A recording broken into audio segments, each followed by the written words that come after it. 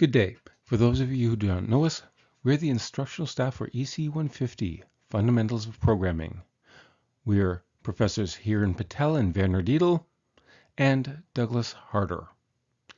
Welcome to the course. In this topic, we're going to look at the purpose of this course, what you expect to get out of it. We'll go over the main sections of the course syllabus, we'll give you a warning about plagiarism, and we'll discuss using generative artificial intelligence in this course. So these are generally the high-level course outcomes. By the end of this course, you will be able to program a computer to carry out operational tasks using the C++ language. You will learn the C++ language programming syntax, and if you haven't been exposed to programming languages, this will be your first experience of a computational language as opposed to a natural language. You will demonstrate the ability to perform both procedural programming, that is, writing functions that perform specific tasks, and object-oriented programming, where we focus on tasks performed on data. We will then see you develop and implement solutions to solve electrical and computer engineering problems using the C++ programming language, and you will be able to demonstrate the ability to test and debug your programs. To begin, a territorial acknowledgment. We acknowledge that we live and work on the traditional territory of the Attawandaron, Anishinaabe, and Haudenosaunee peoples. The University of Waterloo is situated on the Haldimand Tract, the land promised to the Six Nations of the Haudenosaunee people, that is, the Cayuga, the Mohawk, the Oneida, the Onondaga, the Seneca, and the Tuscarora peoples. This land includes 6 miles on each side of the Grand River.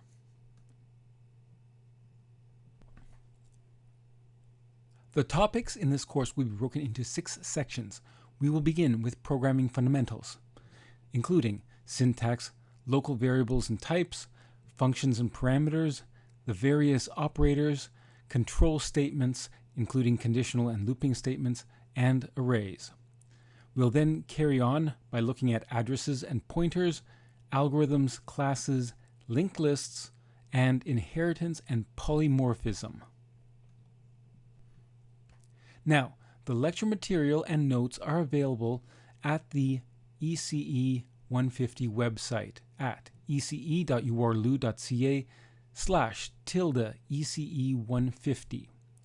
There is additional material that is available on the Learn system, which is accessible at learn.uwaterloo.ca.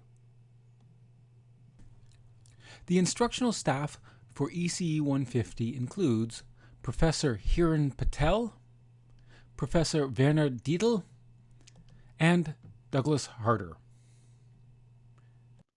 This course has 4 graded projects throughout the term and 2 graded examinations. A midterm examination, generally at the end of October, and a final examination, generally in December.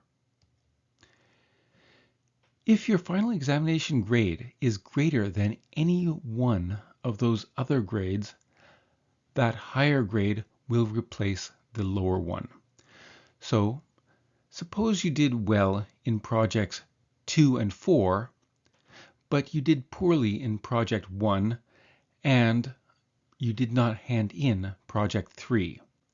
Also, suppose you got 60% on the midterm examination. If you then get 70% on the final examination, that 70 will replace the 60 on the midterm, and it will also replace the grade on projects 1 and 3. As for late policy, no late submissions will be accepted. Any missed grade will automatically be replaced by your final examination grade.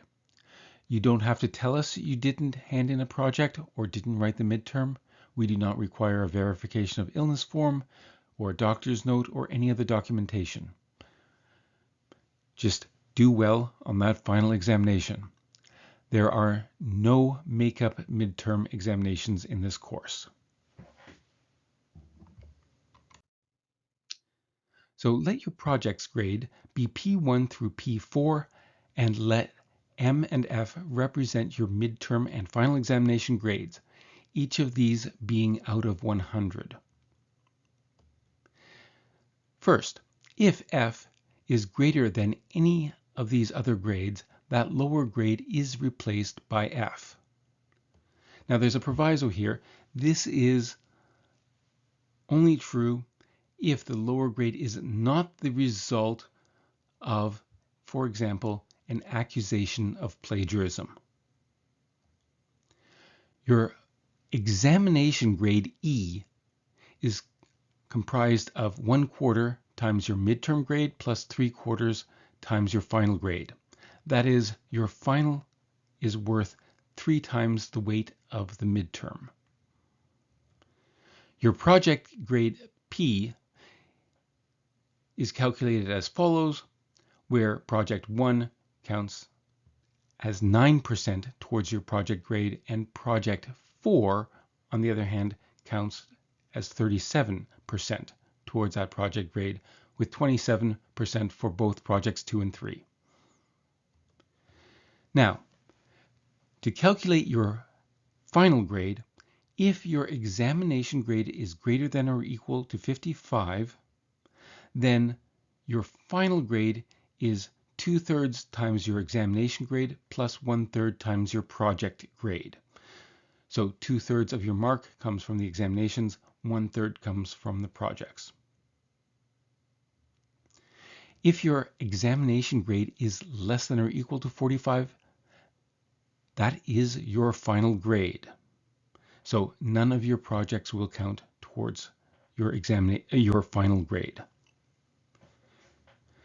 Finally, between 45 and 55, we have a weighted scale where for each percent above 45 on the examination grade, this allows your project to count 10 times n% towards 1/3 P. So we have a slightly more complex weighted formula calculating your final grade. Visually, you can see how your grades contribute to your final grade as follows. On the left-hand side, if your examination grade E is less than or equal to 45, then your midterm counts 25% towards your final grade, and the final contributes 75%. On the right-hand side is the distribution if your examination grade is greater than or equal to 55. And as you can see, as your examination grade increases between 45 and 55, your projects begin to count more and more towards your final grade in this course. Now, how are you going to communicate with us? Email is a good way to reach us, but please follow a few simple guidelines. First, only use your UWaterloo email address to send email. Do not forward through Gmail or other systems. Some of our email accounts are set up to automatically send Gmail or other email addresses directly to spam. So please do use your UWaterloo email addresses. Put ECE 150 in the subject to increase the priority. We will see that you are a student in this course and we will respond more quickly. Be concise and clear when describing your concern, and of course be patient. We will try to respond as quickly as possible. You can also, of course, contact the TAs or the WEEF TAs as well. Now, collaboration versus plagiarism. We encourage students to work together. In fact, we want you to work together. Teaching others is the best way to ensure that you have mastery of the subject matter. You may assist your friends. We want you to. You should only examine another student's code, however, if you believe you already have a reasonable solution and they are clearly having issues that you've already solved. Don't start looking at another student's code in order to get solutions to yours. You should help the student you are helping understand the problem. Don't give them the answer. You are not helping them by giving the answer. You are helping them if they actually learn something from you. Never give the student the correct solution that you have. This is not going to help that individual, and they're actually going to become dependent on you. This is not a good thing. It is considered to be academic misconduct if you send your solutions in any format, including a verbal reading thereof. Yes, one student did that, to anyone else. And even if they then forward that solution to a third party, where that third party then uses it. And yes, that has happened as well. If you submit code that you are not the sole author thereof, you are expected to write every single assignment, project, or examination question yourself. Do not submit someone else's solution. If you essentially edit or dictate someone else's code, that's going to be considered academic misconduct.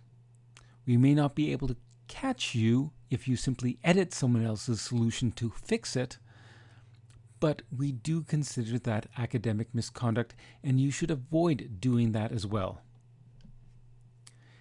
Also, it's academic misconduct if you search the web for a similar problem and that has a posted solution and then use that solution.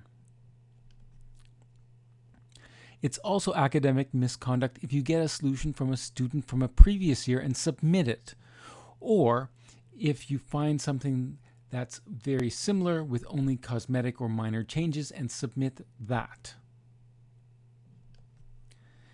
It's also academic misconduct to post your code to GitHub or any other publicly accessible website, and then someone else has the opportunity to download and submit your code.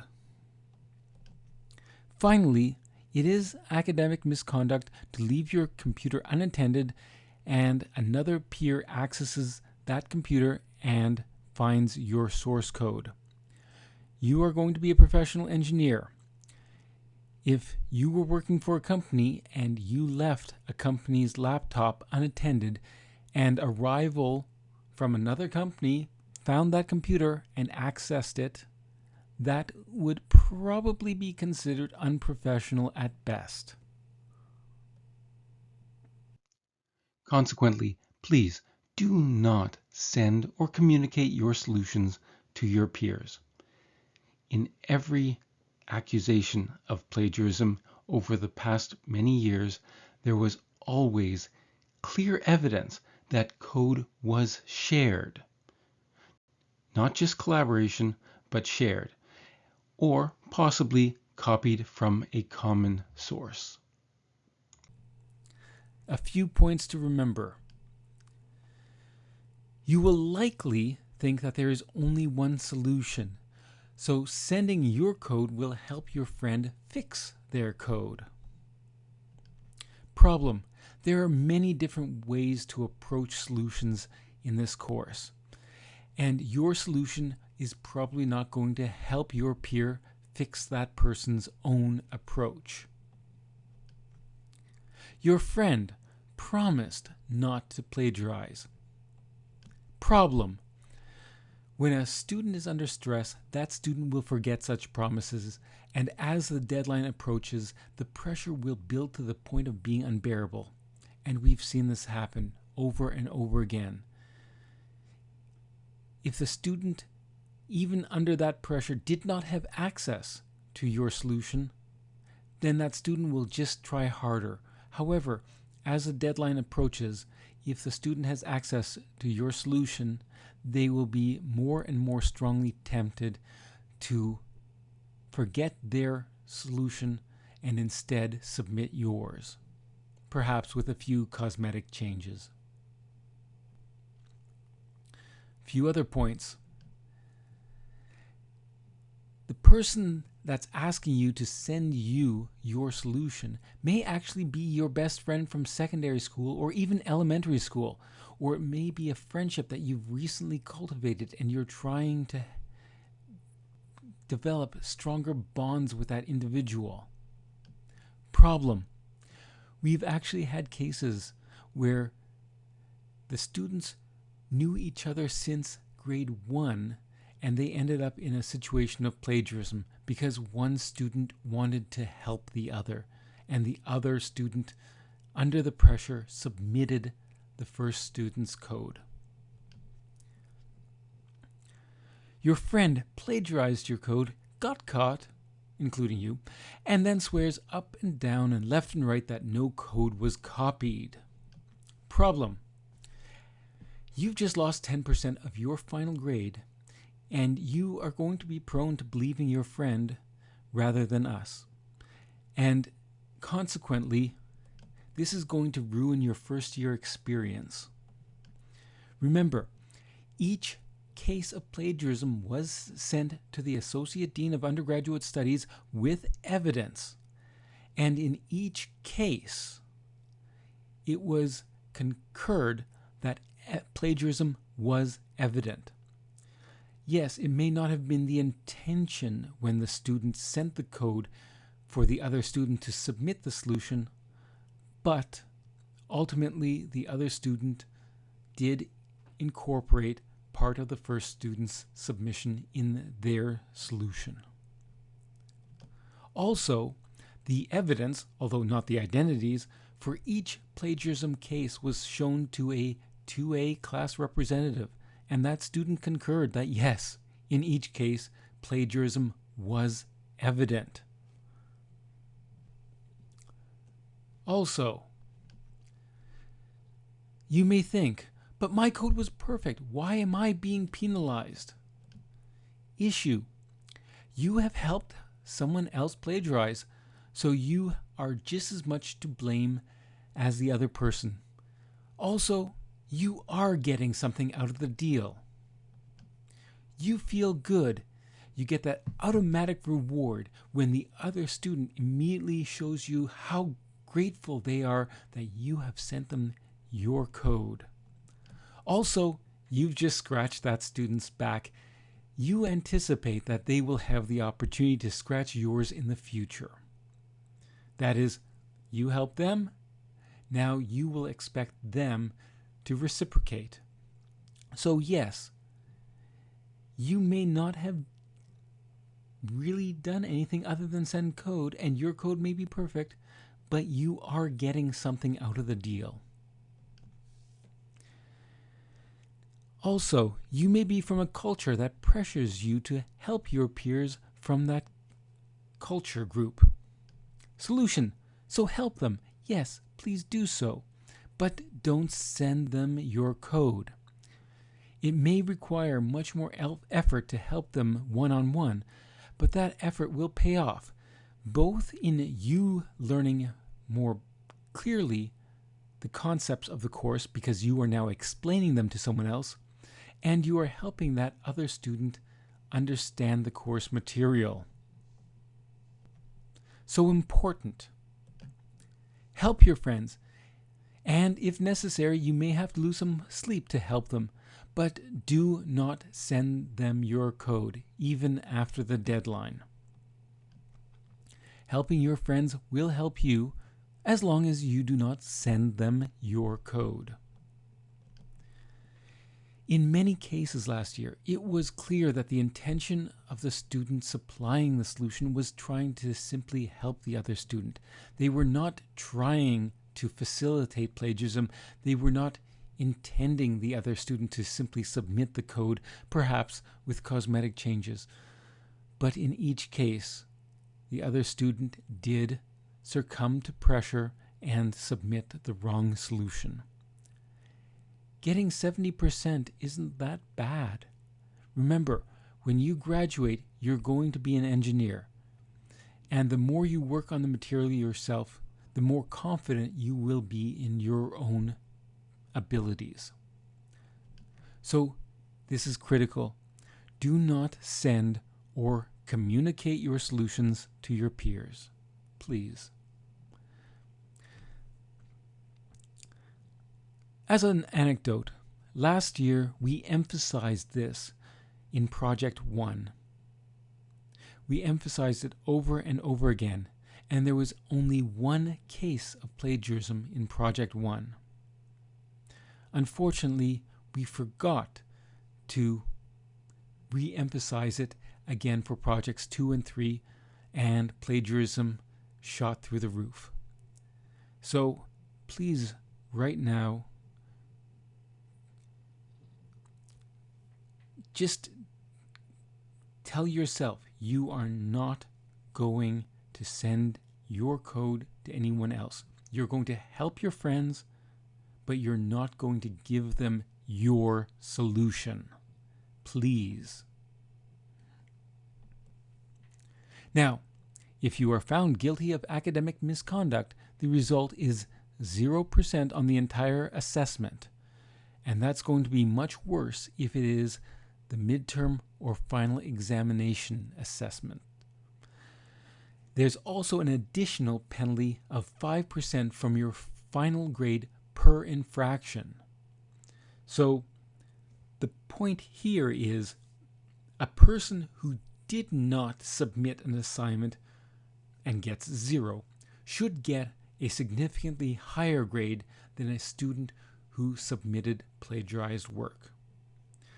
So again, if the assessment you are submitting is worth 5% of your final grade, then by either you or a peer submitting your solution or plagiarizing, that's going to cause your final grade to drop by up to 10%. And when you start going into an interview for your co-op positions, you're going to have a hard time explaining why you are such a crack programmer when you only got 70% or 75% in this course instead of perhaps 85 or 95. On subsequent offenses after the first, the penalties may increase. You may be required to take a selection of courses in ethics. You may get a failing grade in the course. You may get a 2-year suspension or a 7-year suspension or even an expulsion from the University of Waterloo. Now, if you are found guilty of academic misconduct, the result is 0% on the entire assessment. And that's going to be much worse if it is the midterm or final examination assessment. There's also an additional penalty of 5% from your final grade per infraction. So the point here is a person who did not submit an assignment and gets 0 should get a significantly higher grade than a student who submitted plagiarized work. So again, if the assessment you are submitting is worth 5% of your final grade, then by either you or a peer submitting your solution or plagiarizing, that's going to cause your final grade to drop by up to 10%. And when you start going into an interview for your co-op positions, you're going to have a hard time explaining why you are such a crack programmer when you only got 70% or 75% in this course instead of perhaps 85 or 95. On subsequent offenses after the first, the penalties may increase. You may be required to take a selection of courses in ethics. You may get a failing grade in the course. You may get a 2-year suspension or a 7-year suspension or even an expulsion from the University of Waterloo.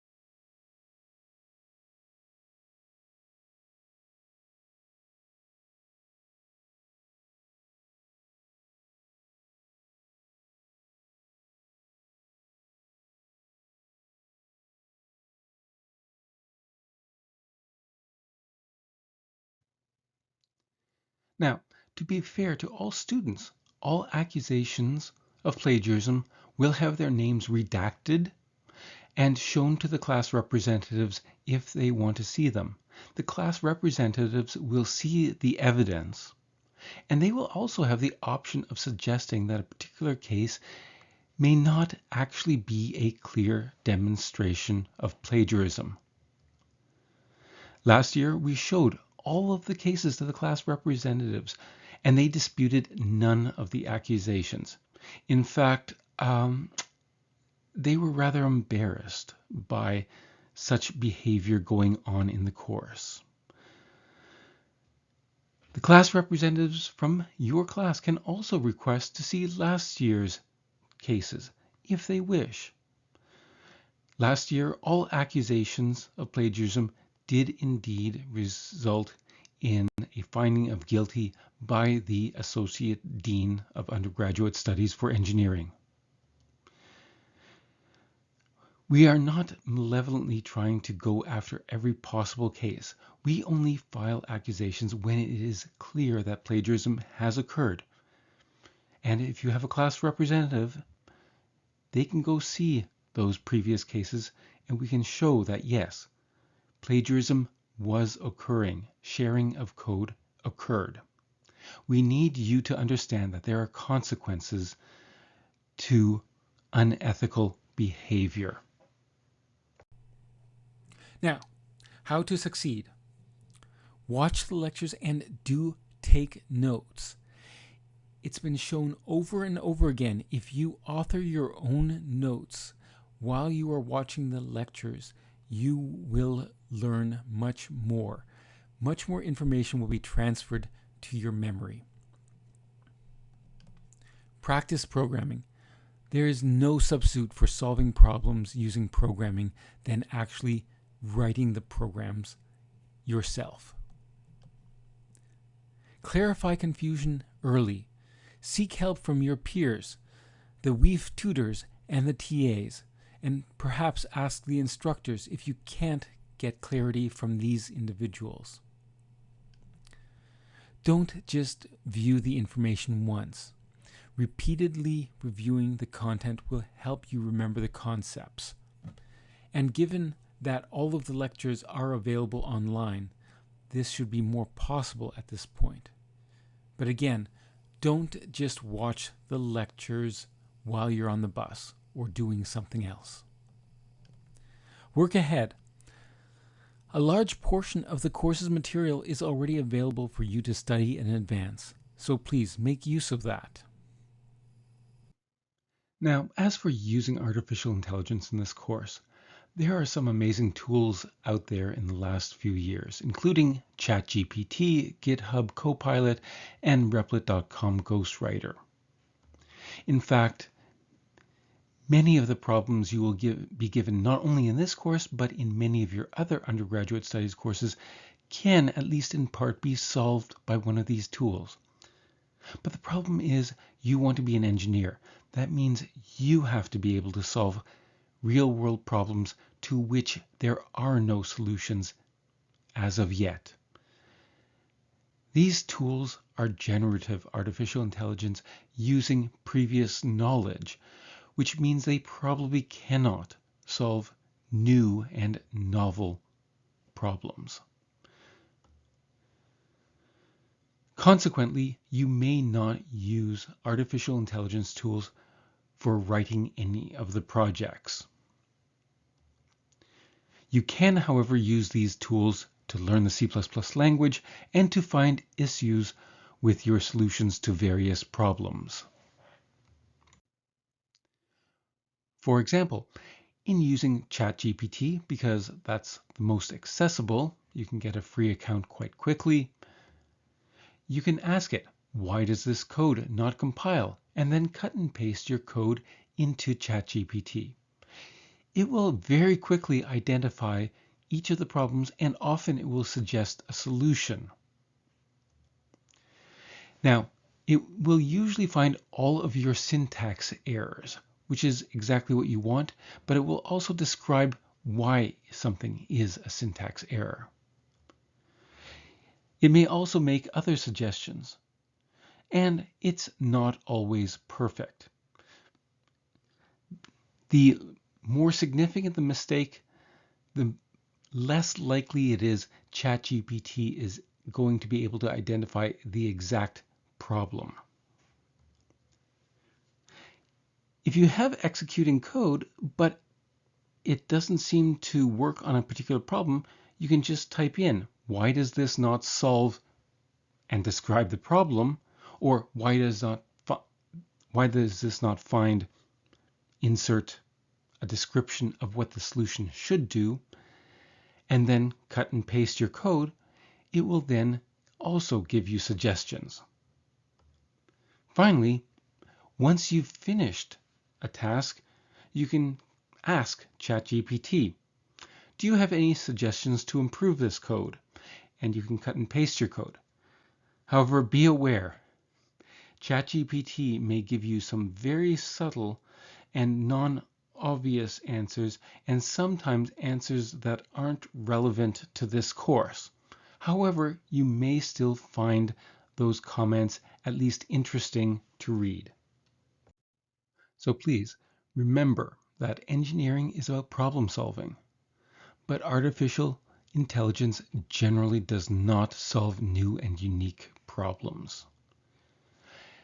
As an engineering student, you must develop your problem-solving toolkit, starting with problems for which we know there is a solution, and then working your way towards solving more difficult and more novel problems. If you cheat yourself, and you're only cheating yourself by using artificial intelligence instead of your mind, you will not be able to tackle real-world, unique, and novel problems. Basically, you're going to graduate as an artificial intelligence technician, not an engineer.